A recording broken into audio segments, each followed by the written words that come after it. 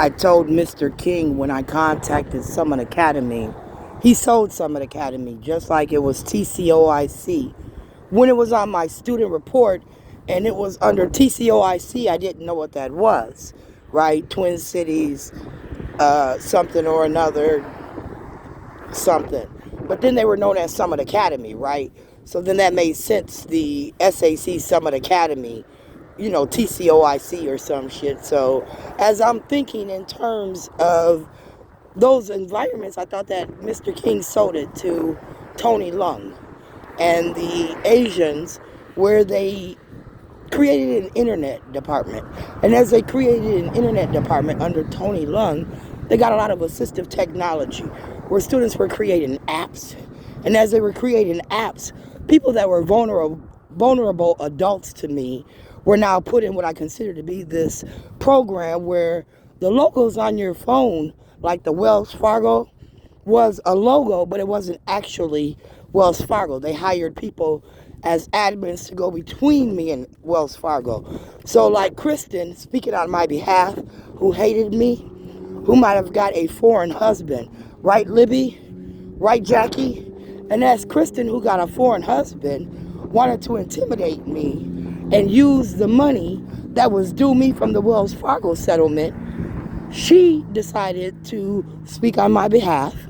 And because her name was Kristen, she mimicked the Kristen at North Community College under Tracy Hunter, where I thought that through Summit Academy, these international baccalaureate students wanting American citizenship so bad were willing to violate people's rights.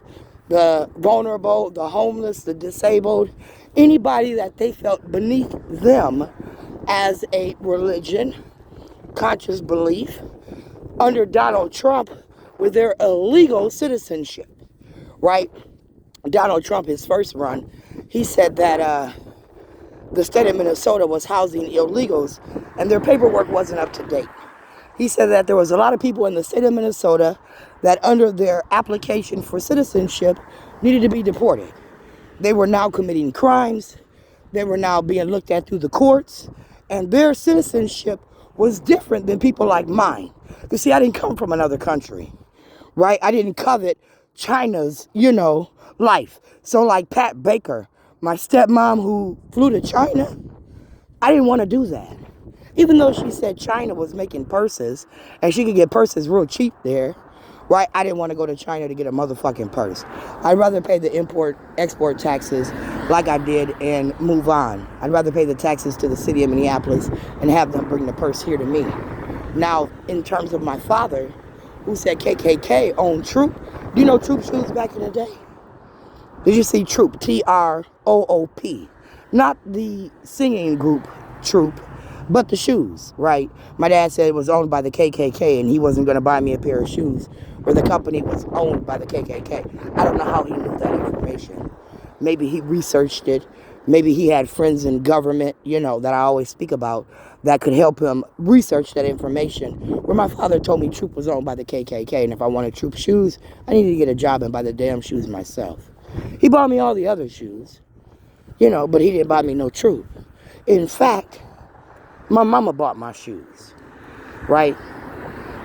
I never had Nikes. I never had Air Jordans or anything of that nature under my mom and them. I got that kind of shit when I moved out and became an adult.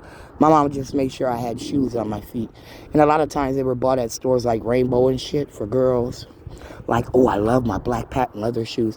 My mom got me a pair of black patent leather shoes and I hated them when she gave them to me. But one day I wore them and they was fly with the shit I had on. I started sporting them bitches everywhere.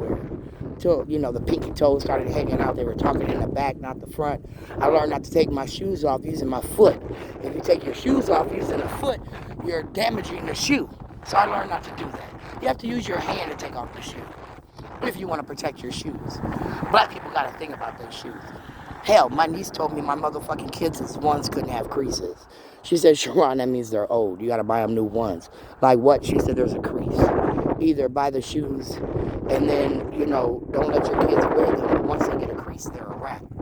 Ones, Air Force Ones, black and white, classics.